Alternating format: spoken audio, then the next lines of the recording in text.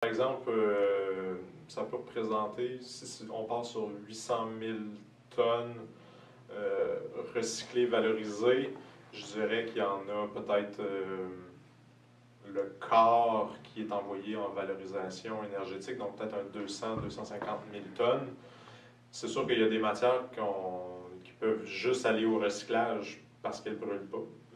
Des agrégats béton, brique, asphalte, c'est sûr qu'il va aller vers du recyclage et non en valorisation. Donc, par souci, je dirais, d'équité, c'est pour ça qu'on présente les deux ensemble finalement. Mais on comprend que dans certaines matières qui sont utilisées en valorisation énergétique, elles pourraient vraisemblablement être utilisées aussi en recyclage à ce moment-là. C'est ça. Il y a du bois contaminé qu'on peut brûler dans les cimenteries, mais qu'est-ce qu'on peut faire pour recycler davantage le bois récupéré au Québec? Je dirais, ça va aller avec la qualité de la matière, donc la qualité de l'extrait finalement du centre de tri. Et puis lui, ben, il y a deux moyens finalement de l'atteindre. C'est soit qu'il y a peut-être plus d'opérateurs ou plus d'opérations pour raffiner le tri, ou sinon ben, qu'il reçoit de la matière qui est déjà finalement pré-triée, qui a peut-être juste du bois à l'intérieur, qui là, lui, peut plus facilement faire son tri à ce moment-là. Eux, ils n'arrachent pas les clous, par exemple, dans les centres de tri. Ça, mécaniquement, ça peut se faire, je dirais, de ce que j'ai observé dans un broyeur, par exemple, parce que le bois, le 2x4, par exemple, peut difficilement être réutilisé en tant que tel, devra être broyé. À l'intérieur des broyeurs, il y a un aimant qui va, à ce moment-là, enlever le clou restant dans un madrier, donc c'est un peu moins problématique, je dirais, ce qui est le plus grand, ce qui influence de manière la plus importante le flot de bois, c'est par exemple le bois traité, où est-ce que la très grande majorité des acheteurs ne veulent pas avoir de bois traité dans leur produit. Donc le centre de tri, lui, doit faire plusieurs efforts pour retirer le bois traité qu'il pourrait y avoir dans son flux de bois. Sauf que du bois traité qui est un peu usé, qui était vert, qui l'est un peu moins, quand vient le temps de le trier visuellement parlant par un trieur, finalement, là, lui, il y a peut-être peu d'indices qui va lui permettre de dire « Ah oui, ça c'est un bois traité » ou « ça c'est un bois ça, dans les différent. écocentres, c'est considéré comme un déchet dangereux, on ne peut pas le mélanger. Mais les centres de tri, eux, ils reçoivent ça tout mélangé. Ça serait aux constructeurs, rénovateurs, démolisseurs de trier sur les chantiers. Effectivement, puis je dirais les écocentres, dans le cas bien spécifique du bois traité, pourraient être un acteur important parce que, je dirais, je n'ai pas de chiffres scientifiques, mais logiquement parlant, la quasi-totalité de ce qui est généré en bois traité est généré par le secteur résidentiel. Et le secteur résidentiel a monsieur, madame, tout le monde qui refait son patio à ce moment-là, ben, dans le bon geste, va vouloir aller à l'écocentre, porter son bois.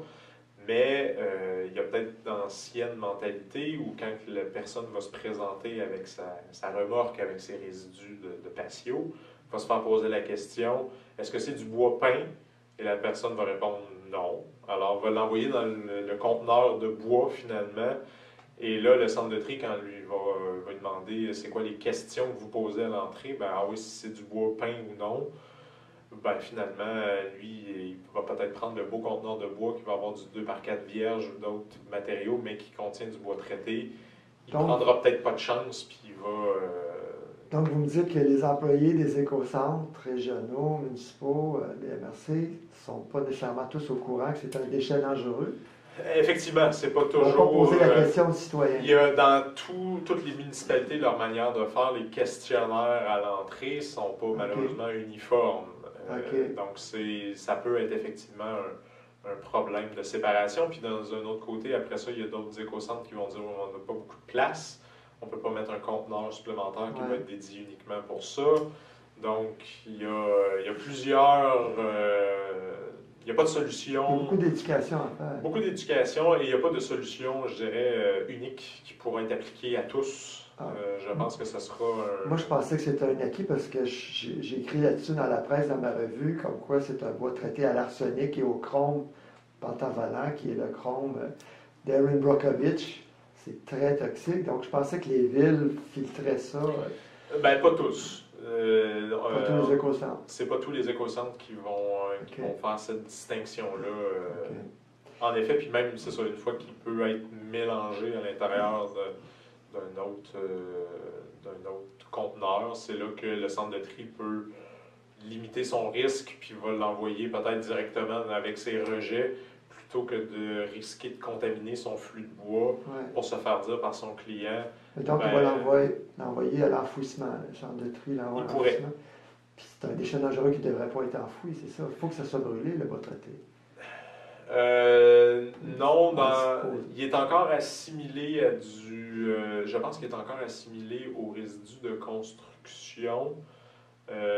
Donc, il n'est pas considéré nécessairement comme dangereux au même titre que des déchets biomédicaux, par exemple, ou d'autres types de déchets. Le ministère de la Santé l'a dit clairement que c'est un déchet dangereux.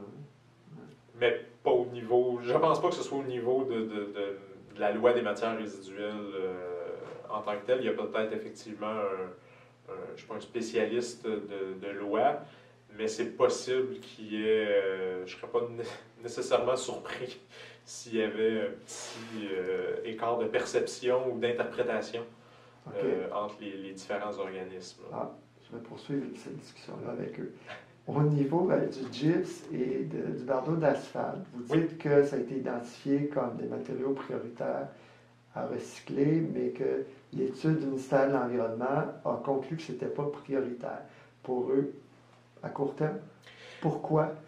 Des informations que j'ai eues, ça c'est sous le régime de la responsabilité élargie des producteurs. Donc, je dirais le ministère évalue tout plein de produits finalement et les classe par priorité.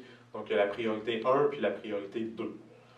Que déjà une matière se retrouve sur cette liste-là, je pense que c'est déjà un certain gain. Donc, c'est à tout le moins sur le radar. Ce sont les priorités 2? Exactement. Dans le cas des tapis, dans les matériaux de construction, dans le cas des tapis, du gypse et des bardeaux, c'est donc dans la priorité 2. Ou est-ce que le ministère n'a pas évalué les gains comme étant énormes ou pouvant être appliqués, je ne sais pas si c'est sur l'application ou sur les gains, mais dans les autres produits, par exemple, dernièrement, ils ont plutôt annoncé que tous les électroménagers réfrigérants entreraient dans cette catégorie-là de réglementation.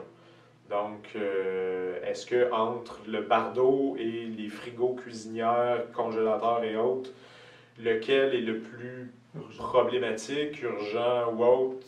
Il y a des choix à faire à ce niveau-là. Okay. Le choix a été fait d'aller sur les électroménagers, tout comme il y a quelques années, le choix avait été fait d'aller vers les piles, d'aller vers les lampes au mercure, les fluocompacts, les produits électroniques.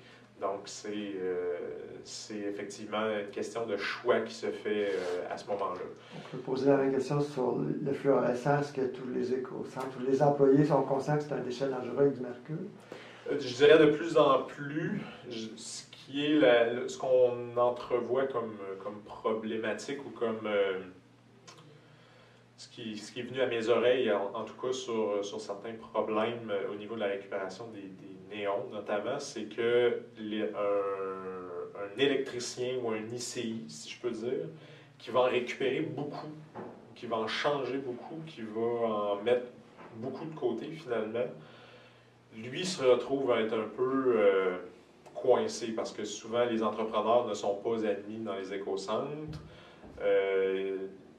L'organisme agréé qui gère la récupération des fluocompacts Recycle Fluo, lui a signé peut-être certains partenariats, a signé certains partenariats avec des quincailliers par exemple qui peuvent être des points de dépôt.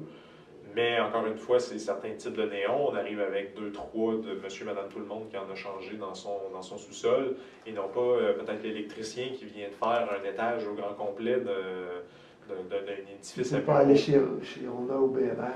Non, exact. Recycle Fluo offre une possibilité de récupération sur appel à ces gens-là, mais encore une fois, il y a, je dirais, certains efforts ou une espèce de préconditionnement. Il faut que ce soit palettisé, mis sur une boîte, ou, bon, si vous en avez une certaine quantité, après que vous en ayez une certaine quantité, appelez-nous. Donc, bref, il y a peut-être à ce moment-là des électriciens ou des entrepreneurs qui ne se parlent pas finalement de toutes ces étapes-là et puis s'en débarrassent de la mauvaise manière. Quand vous dites électricien et entrepreneur ICI, c'est dans les immeubles institutionnels, commerciaux, exact. Quand même, c'est ça, tous les entrepreneurs, je dirais entrepreneurs généraux ou tout type de corps de métier, n'a pas toujours l'ouverture des écocentres, par exemple, des municipalités. Il y en a certaines municipalités qui offrent la possibilité à des entrepreneurs, des entreprises de venir disposer de certaines de leurs matières à leurs écocentres. Mais encore une fois, ce n'est pas une pratique qui est généralisée. Et puis, c'est ça, c'est à chacun de gérer cette situation-là de recyclage. Si on revient au recyclage de néon, par exemple, à la récupération, ben, c'est ça. Est-ce que la solution facile pourrait être utilisée? Malheureusement, je pense que oui, là, qu'il y a, malgré toute l'organisation de la récupération, il y a sûrement encore des fuites qui se font vers l'enfouissement ou vers d'autres installations. Justement, pour le consommateur, les matériaux de construction, des petits travaux de rénovation, est-ce qu'on a le droit d'en mettre une petite quantité dans le bac noir qui va à l'enfouissement? Ou est-ce que c'est 0%, tout doit être envoyé à l'éco-centre? Il n'y a pas de réglementation en tant que telle, d'obligation à ce niveau-là. Je donne un peu comme exemple quelqu'un qui va avoir remplacé 3 bardeaux sur la toiture de sa remise parce qu'elle fuyait. Qu'est-ce qu'il va faire avec ces vieux bardeaux? Est-ce qu'il va vraiment l'envoyer, va faire un déplacement vers l'éco-centre où il ne jettera pas carrément dans son bac noir, justement? C'est sûr que nous, la dernière caractérisation qu'on avait fait à l'élimination, c'est-à-dire Recycle Québec, à l'entrée des sites d'enfouissement, donc là, on échantillonnait, on ouvrait sacs, conteneurs et autres qui étaient je dis nous, notre sous-traitant.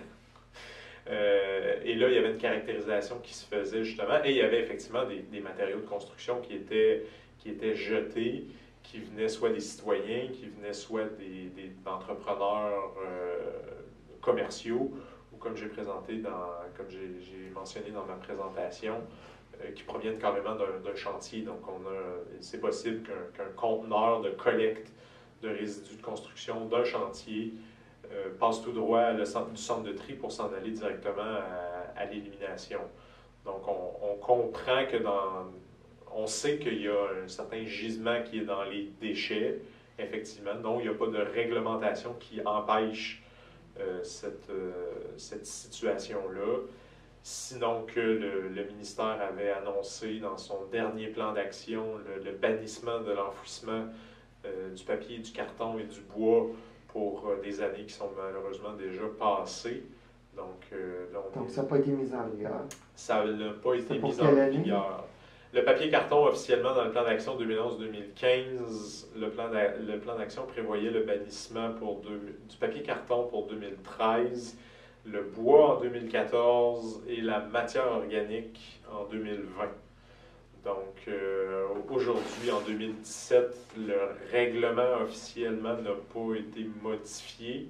Donc, la liste des matériaux interdits d'enfouissement n'a pas été modifiée. Donc, techniquement, ce n'est pas illégal que d'envoyer du papier, du carton ou du bois à l'enfouissement. Sauf que l'intention est toujours là. Se fera, Recycle Québec va reprendre la stratégie visant à supporter justement l'implantation du bannissement. La nouvelle date qui est un peu, en tout cas, je n'ai pas de confirmation, là, mais de ce que j'en comprends, la nouvelle date qui sera annoncée, ce sera davantage 2020. Donc là, finalement, les objectifs sont un peu modulés entre les plans d'action.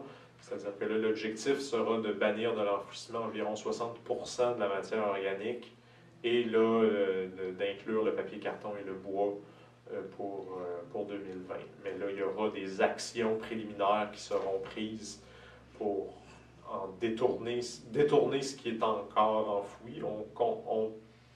On suppose qu'il y en a déjà moins que le seul, je dirais la seule mention qu'il allait avoir un bannissement a déjà fait modifier certains comportements. Par exemple? Je dirais, puis on a pu voir un peu l'exemple par le passé d'un autre bannissement qui a eu lieu, mais qui a peut-être été mieux structuré dans un certain sens, c'est sur les pneus. À une époque, au début des années 80, il était peut-être pas rare que de voir arriver une remorque de pneus carrément qui arrivait dans un site d'enfouissement. Alors qu'aujourd'hui, 20-30 ans plus tard, il y a effectivement un droit environnemental qui est perçu là-dessus. Il y a un système de recyclage, de récupération qui a été mis en place. Il y a des entreprises de recyclage qui ont été mises en place. Ce qui fait qu'aujourd'hui, une remorque de pneus à un lieu d'élimination, ça n'existe plus. Qu'il y ait un pneu à travers un voyage quelconque, ça, je pense qu'on n'arrivera pas au bannissement zéro. Quand j'étais reporter à la Gazette, j'avais fait un texte sur Saint-Amable, puis on disait risque d'incendie, 200 après. C'est ça. Ouais.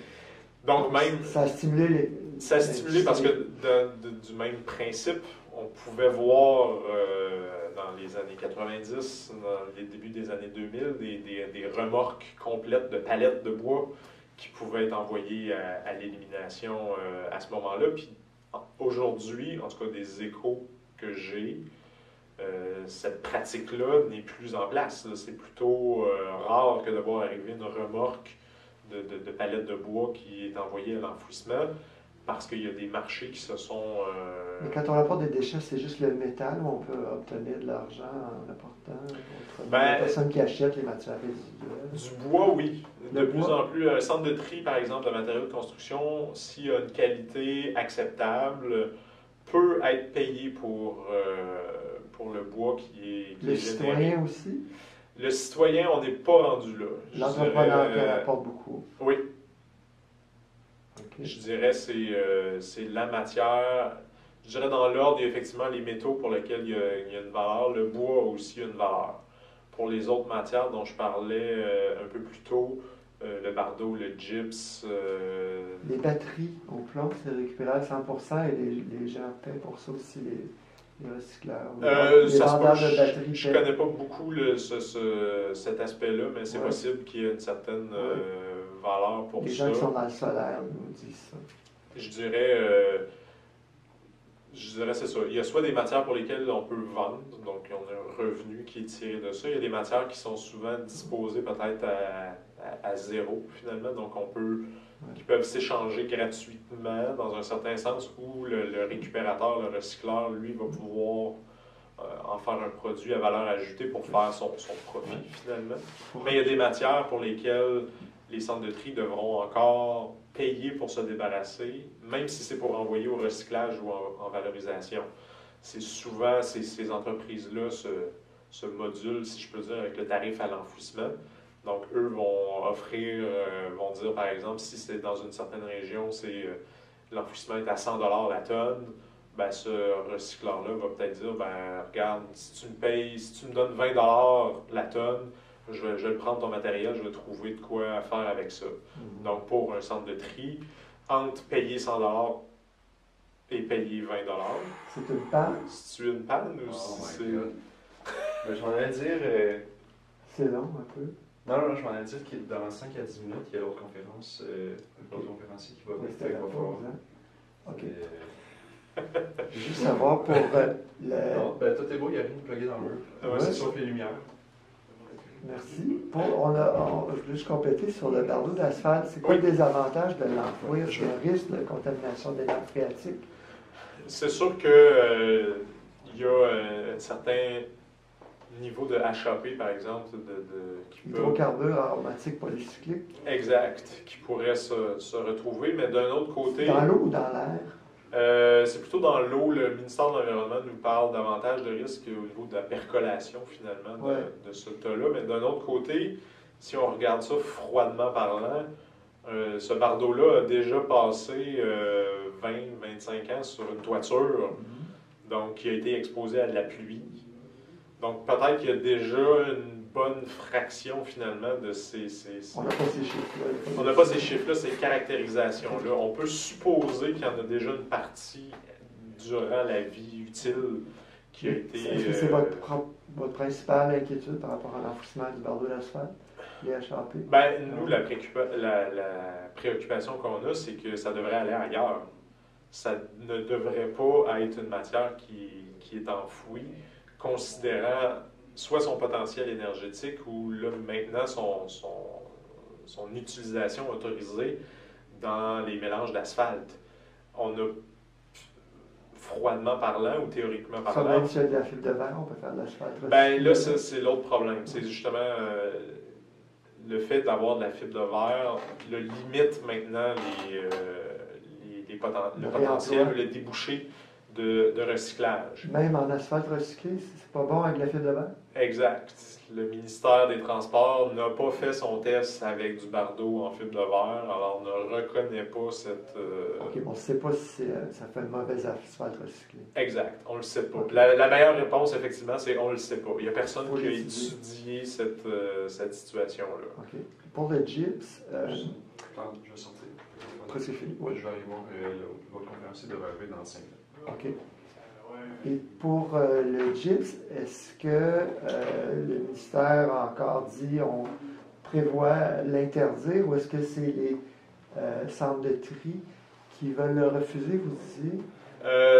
Non, ça c'est, je dirais au niveau du gyps, là on travaille davantage je parlais tantôt de la responsabilité élargie des producteurs plutôt que d'aller vers un bannissement d'enfouissement. Peut-être que là, le gyps pourrait être mis sous la responsabilité élargie des producteurs et là, il y aurait un montant à la vente qui serait perçu, qui financerait le système de recyclage finalement pour en détourner un maximum pour éviter qu'il se retrouve à l'élimination et causer les problèmes. Pour l'instant, les principaux problèmes sont surtout à la fin de la chaîne finalement, à l'élimination. On ne veut pas les centres de tri, je veux dire, le site d'enfouissement, comme ça pollue, ça dérange les voisins, ça prend de la place. Est-ce qu'il y en a qui ont dit on va peut-être le refuser, les sites d'enfouissement? Je dirais qu'il y a une subtilité légale et réglementaire à faire. C'est-à-dire un centre de tri, pas un centre de tri, pardon, un site d'enfouissement. Légalement parlant, si ce n'est pas une matière qui est bannie de l'élimination, ne peut pas la refuser à l'élimination. Donc, n'a pas le droit. N'a pas le droit. Est obligé de l'accepter. Est obligé de l'accepter. Donc, même si ça sent les œufs pourris. Même si ça finit par... donc, un conteneur de gyps au complet qui se pointe chez lui, il ne peut pas le refuser. Il peut moduler sa tarification en conséquence.